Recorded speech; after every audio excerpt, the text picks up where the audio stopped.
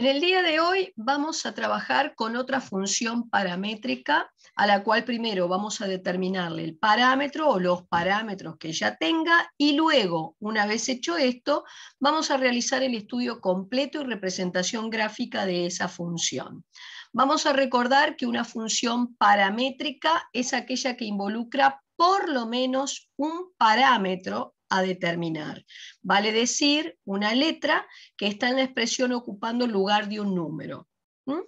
Bueno, acá lo primero que van a encontrar es, digamos, una tabla en la que quise resumirles, según el dato que proporciona la letra del problema de función paramétrica, qué es lo que deberíamos hacer. ¿Es imprescindible contar con esta tabla? No, yo puedo simplemente siempre hacer la interpretación o el razonamiento de ese dato que me están proporcionando, cómo lo reflejo en una fórmula matemática o en algo a determinar. Por ejemplo, ya vimos la última videoconferencia, que cuando el dato de que disponen es que la función presenta un extremo relativo en el punto de abscisa x igual a, lo interpretábamos diciendo que lo que había que calcular era la derivada primera de la función en a e igualarla a 0. Ya habíamos visto por qué, y bueno, simplemente acá estarían resumidas una serie entonces de instrucciones que pueden aparecer en el problema, cómo lo puedo interpretar a un determinado cálculo matemático. Vuelvo a repetir que esta tabla no es imprescindible, que siempre pueden ustedes hacer el razonamiento sin contar con esa tabla, pero bueno, a los efectos de poder ayudarlos un poco en lo que es la interpretación, aquí se las construye. Bueno, muy bien. Vamos entonces directamente a la propuesta de un nuevo ejercicio para resolver, en el que en la parte A me piden hallar el valor del parámetro B para que esta función e a la x más a por la raíz cuadrada de x2 más b presente tangente paralela al eje de la xy en el punto de abscisa x igual menos 3. Bueno, después en la parte B dice, para el valor de B hallado, realizar el estudio analítico y la representación gráfica de la función. Volviendo a la primera parte, presente tangente paralela al eje Y en el punto de abscisa x igual menos 3. Si en el punto de abscisa x igual menos 3 vas a tener una recta tangente a la curva que es vertical, una recta vertical paralela al eje de la xy no tiene pendiente. Si no tiene pendiente, y recordando que la pendiente de la recta tangente me lo da la derivada de la función en el punto, entonces en el punto de abscisa menos 3, f' de menos 3 no va a existir. ¿Está? Repito, si la función presenta una tangente vertical en x igual a, entonces la derivada primera en a no debe existir. ¿Está? Eso está tabulado también acá. A ver.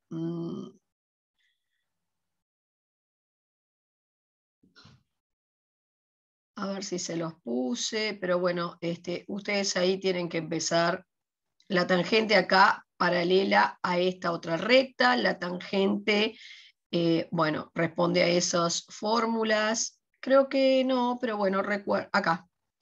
Si la función presenta una asíntota vertical en el punto de abscisa A, entonces la derivada primera allí no debe existir. Ven que no es imprescindible tener la tabla, yo lo puedo interpretar fácilmente, simplemente recordando que la pendiente de una recta tangente a la curva por un punto cualquiera de lo mismo, me lo da la derivada primera de la función en el punto. Bueno, vayamos entonces a la determinación de la función derivada. Para eso vamos a pensar cuál es la operación fundamental que gobierna el ejercicio, y si yo tuviera que leérselo a alguien que no lo ve, lo voy a leer como un producto. Así que vamos a empezar a derivar la expresión con la regla correspondiente al producto. Por lo tanto, será derivada del primero por el segundo más primero por derivada del segundo. Ahora, acá tenemos que derivar un e a la u. La derivada de e a la u es e a la u por u'. Luego tengo la raíz como está, acá la exponencial, y aquí hay que derivar una raíz cuadrada. Es 1 sobre 2 por la raíz por la derivada de la cantidad subradical. Cuidado las fórmulas. Bueno, acá tengo la exponencial, la derivada de esto que es 1, copio la raíz, copio la exponencial, este primer factor como está, y acá la derivada de esto que me va a dar 2x. En este segundo término, fíjense, un 2 que multiplica se va con un 2 que divide. Y a esa expresión que resulta la voy a reducir a un solo término llevando a común denominador. Por supuesto, común denominador entre un 1 que está acá abajo y la raíz es la raíz. Así que la raíz dividido 1 será la raíz, multiplico todo esto por la raíz, el exponencial queda igual, y la raíz por otra igual es como si fuera la raíz al cuadrado, que ya ven que van a poder hacer esta simplificación. Luego la raíz dividido la raíz es 1, multiplico por 1 lo que está arriba y queda igual. Así que luego de los dos términos que me van quedando en ese numerador, saqué la exponencial de factor común y esta expresión es la que resultó. Bueno, ahora, nosotros sabemos que f' de menos 3 no existe. Para que un cociente no existe, deberá estarse haciendo 0 el denominador. Y para que este denominador se haga 0, fíjense que vos tenías la x cambiada por un menos 3, como el denominador es una raíz, la raíz se anula si se anula lo que está dentro. Menos 3 al cuadrado es 9 más b, y al despejar de aquí, la b entonces menos 9. Muy bien.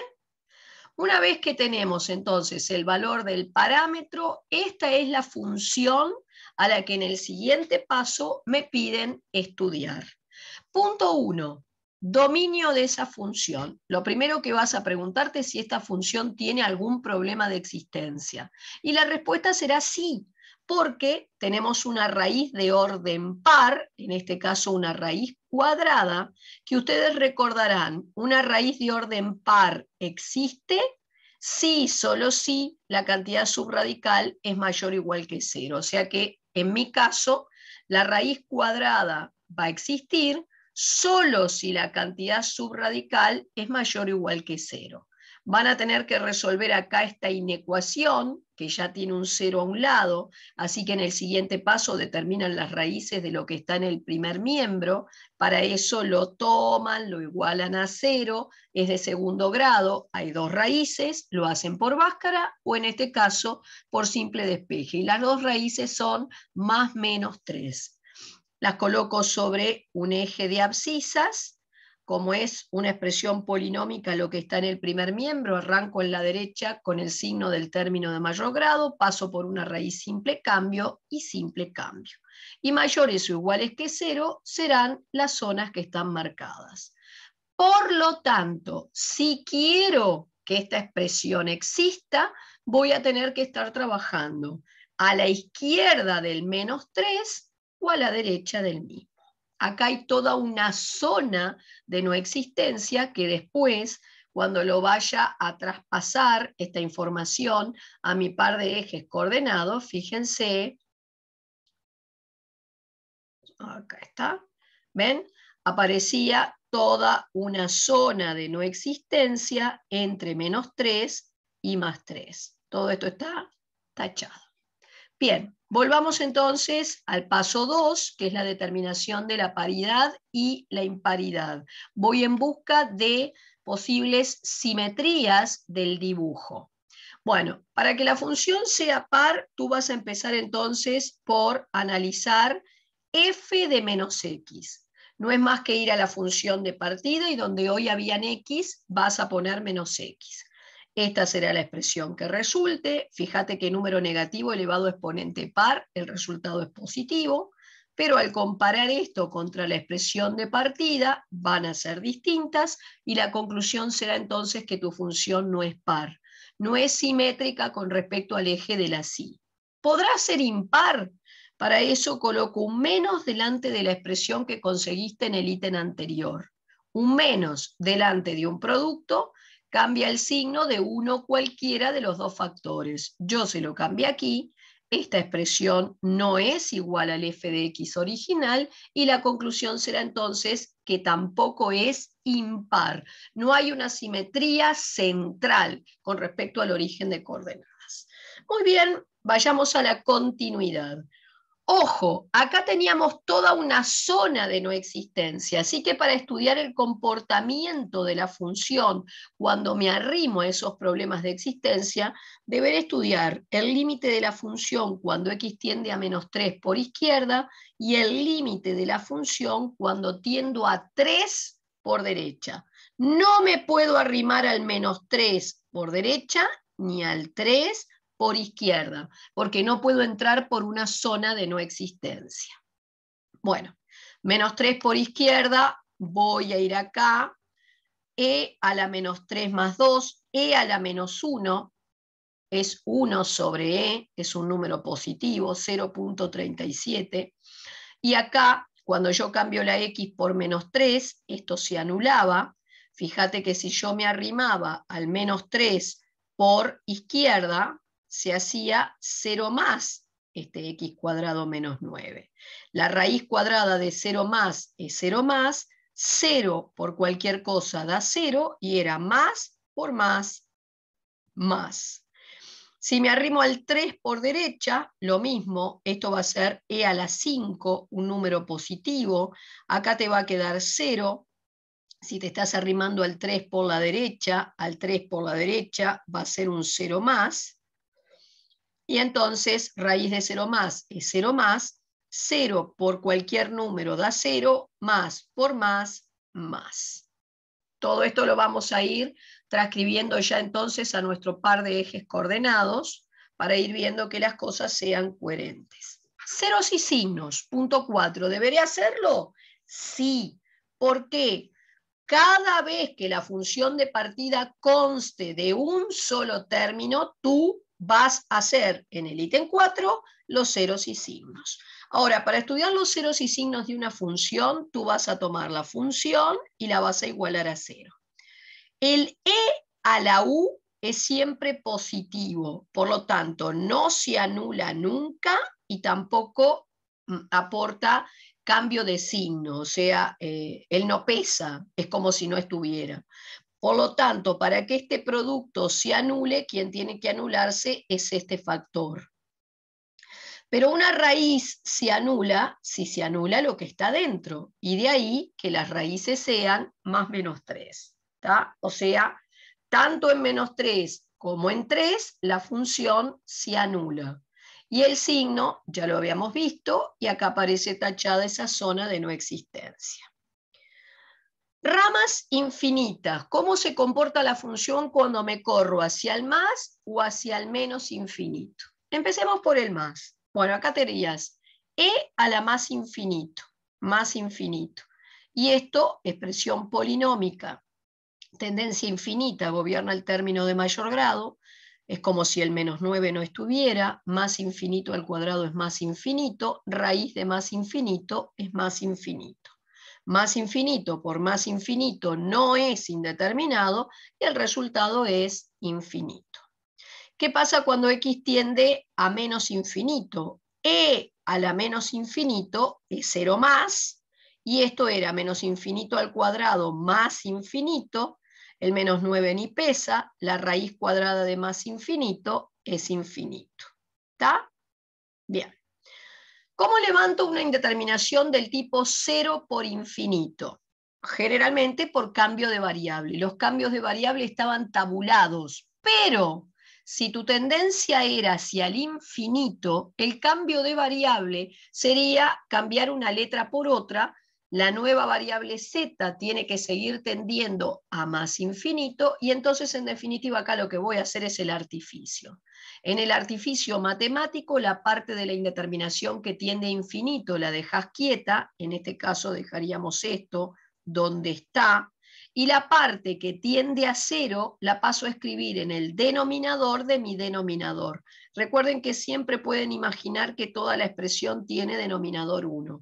Entonces, al hacerlo, esto tiende a infinito, esto era 0 más, un número sobre 0 da infinito, más dividido más da más, infinito sobre infinito es indeterminado, y lo levantamos entonces por órdenes. El de abajo es un infinito exponencial, el de arriba es como si fuera polinómico, porque no sé si ustedes se acuerdan, la raíz cuadrada de x2 es x si estoy trabajando con números positivos, o es menos x si estoy trabajando con números negativos. Tú estás con números negativos, esto sería un menos x, ¿tá? Pero es polinómico frente a un exponencial. Gana el exponencial, así que en algún momento esto todavía no llegó al infinito, cuando esto sí, un número sobre infinito da 0 y el signo será más dividido más es más. Bueno, muy bien. ¿Qué pasa con nuestras asíntotas? Cuando el límite de la función para x tendiendo a infinito te daba, digamos, en este caso, para el menos infinito, un número, entonces ahí ya podíamos decir que había una asíntota horizontal de ecuación igual a ese número para esa tendencia. En cambio, para el más infinito, la RIA te había dado más infinito, y eso entonces te hace ir al paso 2, que era el cálculo del M. El M era el límite de f de x sobre x, ojo que estoy para el más, así que es mi f de x sobre x. Recuerden, tú estás trabajando con números positivos, el menos 9 frente al infinito no pesa, esto es como si tuvieras raíz de x2, y la raíz de x2 con números positivos es simplemente una x. Esa x la podés cancelar con la que tenés en el denominador y solo quedaría esto. Entonces cambio la x por el infinito y e a la más infinito es más infinito. Si la m nos da infinito, la tabla me indica que tengo una dirección asintótica paralela al eje de la sí. Recuerden que la dirección asintótica difiere de la asíntota real en el hecho de que, bueno, la dirección asintótica me muestra una inclinación, pero no está fijo en una posición en la tabla.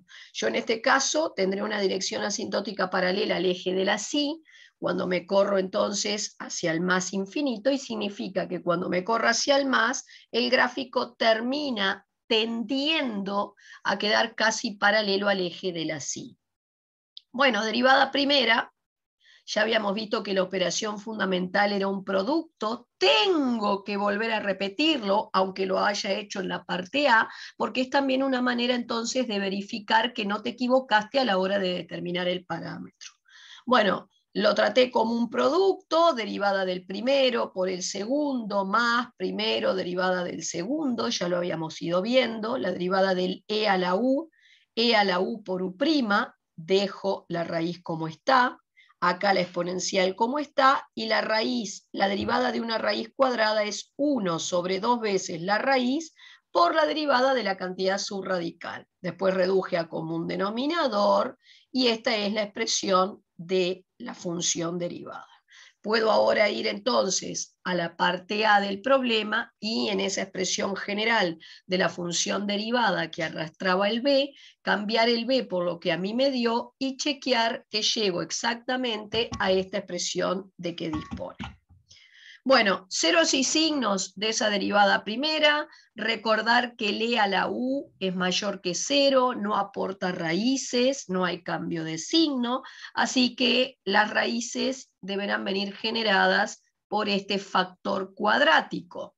Lo igualan a 0, pueden aplicar un báscara y aquí sacamos las dos raíces. Así que coloco sobre un eje de abscisas las dos raíces.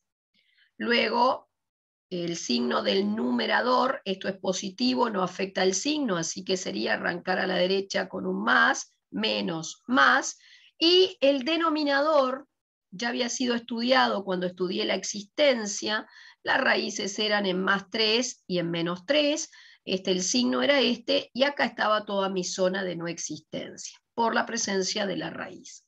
Bajé todo a un solo eje, esa zona de no existencia se seguirá conservando en el total, lo que me hace perder esta supuesta raíz, y detecto entonces un solo máximo.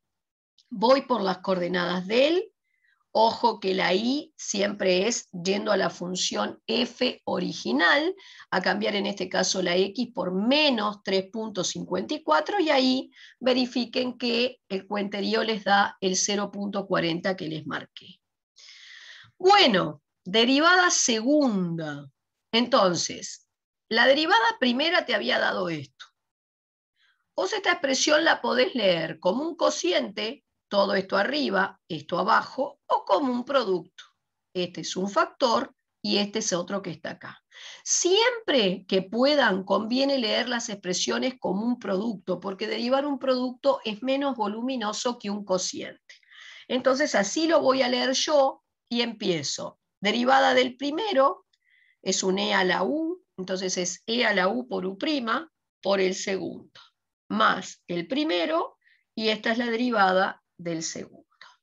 Bueno, acá numerador por numerador por numerador, y el denominador como está, y aquí voy a derivar este cociente. Por lo tanto será derivada del primero, 2x más 1, por el segundo, menos el primero, por la derivada del segundo, que acuérdense que es 1 sobre 2 veces la raíz por la derivada de la cantidad subradical. Y todo sobre lo de abajo al cuadrado. Bueno, el primer término lo voy a arrastrar igual y voy a continuar acá reduciendo un poco la expresión. Acá dentro de esta llave voy a llevar a común, los dos se van. Voy a llevar a común denominador, que obviamente va a ser la raíz. Me va a ir dando así en detalle. Voy a operar acá con mucho cuidado. ¿Ven? Acá tengo, hice primero la distributiva y a su vez cambié el signo. Luego llevé a común denominador los dos miembros y saqué la e, que me olvidé de escribirla acá afuera de factor común. Me faltó la e acá. Por favor, agréguenla. Yo saqué aquí la e de factor común. Va acá y va acá, que me la comí de escribir. Lo que pasa que como tampoco me afecta después en raíces y signo, me olvidé de escribirla. La escriben acá la exponencial, acá atrás y acá atrás. Bueno, cuando yo saqué de acá la e y a su vez estaba sacando de común denominador, fíjense, la raíz y el x2 menos 9. Así que esto, dividido esto, lo que está arriba va por el x2 menos 9. Después, esto dividido esto, lo de arriba igual. Recuerden que acá atrás va la e que sacaste de factor común. Hice cuentas arriba, falta la e que sacaste de factor común, y esta es la expresión que me queda con el e que sacamos de factor común. Ceros y signos de la derivada segunda. Bueno, fíjense que el e a la u es siempre mayor que 0, no se anula nunca y tampoco afecta el signo. O sea que en definitiva en el numerador tenés el polinomio de cuarto grado que será el responsable de aportarte las raíces. ¿Está? Cuarto grado, ¿cómo le vamos a hallar las raíces? Primero fijémonos si tiene raíces evidentes o raíces que respondan al teorema de la raíz racional. Bueno, yo ya lo hice, no tiene raíces evidentes y tampoco me bajó por ninguna raíz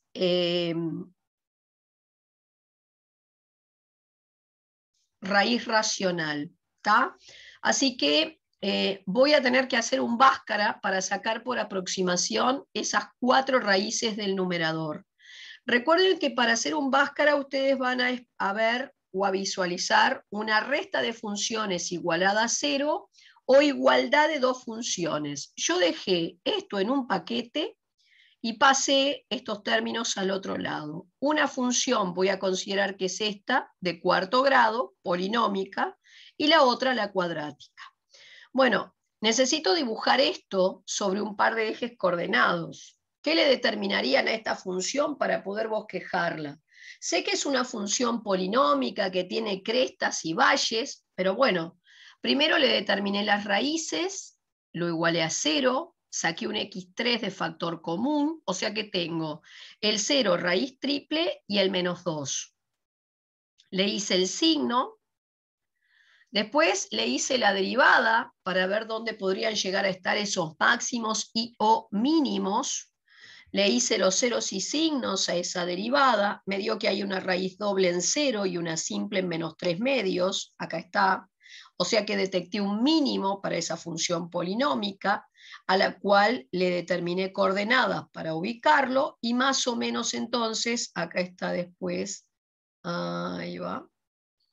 La función de cuarto grado polinómica, no sé si la vinculan con la madre y igual x4, tenía la forma similar a una parábola, pero con una apertura mucho más grande. Bueno, tiene algo que ver esa función g con esta que ustedes están viendo acá. Le determinamos un mínimo, en fin, tenía dos raíces reales, más o menos eso fue a lo que me condujo, perdón, el h es este que está acá. Bien, y la otra era la cuadrática. Está acá, a ver, ¿dónde está? Era esta. La función h era la cuadrática, le hice las raíces, le hice... Pueden sacarle el vértice con las coordenadas del vértice que ustedes conocen, o también pueden hacerlo estudiándole la derivada. Ahí está. Acá, que está cortadito, dice menos un medio. Le hallé las coordenadas exactas. Bueno, acá tenemos, ¿se acuerdan que en el Abacos ustedes dibujan sobre un mismo par de ejes coordenados? Este sería un croquis auxiliar, no es el mío, final. Dibujé las dos funciones, la función g, después la función h, y donde se corten estaban las supuestas raíces de ese numerador, que era el polinomio de cuarto grado. Acá estás. Aparentemente hay dos cortes, habría dos raíces reales y las otras dos serían imaginarias. Saqué esas raíces por tanteo, ¿ven? Acá está todo el proceso del tanteo. Bueno, acá hice un zoom en una zona para poderlo sacar mejor y generé, acá están, una raíz me dio 1,89 y la otra aparece, se me borró de por acá. 1,89 sería esta, y la x del r, que estaría cortado por acá, a ver, me dio menos 4,307. Ustedes lo corroboran, por favor. El signo, el denominador, que tenía, como habíamos visto, el denominador de esa derivada segunda, a ver dónde estás, acá. El denominador tiene raíz más 3, menos 3, y después también tenías los ceros y signos de esto que ya estaba hecho, que presentaba una zona de no existencia. Bueno, todo eso lo fui transportando acá. Acá está marcado, tachada la zona de no existencia, que obviamente se arrastra hacia el signo total del cociente. Y este fue, en resumidas cuentas, el resultado. Me dio un punto de inflexión de abscisa menos 4,307, le hallé su correspondiente ordenada, hice la tangente en el punto de inflexión y la ordenada en el origen no existía porque el f de 0 no existía. Y bueno, el croquis que obtuve es el siguiente. Acuérdense que teníamos en el menos 3, acá está lo que pasaba en el menos 3 exactamente hecho con un zoom. Había una tangente vertical, o sea que me arrimo bien empinado ahí, y acá tendríamos la otra situación. En 3 había una raíz, a ver, vamos a buscar que...